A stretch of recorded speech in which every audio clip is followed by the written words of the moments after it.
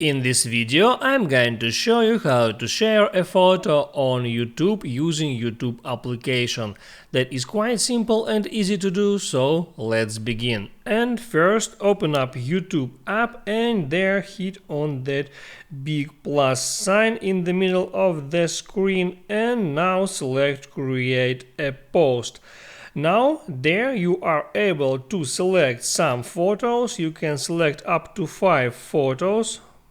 I'll select that 3 photos and then hit next.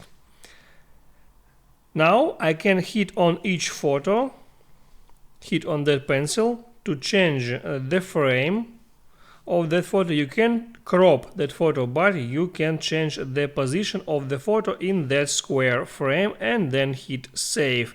And also if you want to delete some photos, you can hit there on that trash icon. Now here you can write there some message, it can be caption of that photos, and when you finish you can just hit post to share that photos on your YouTube channel.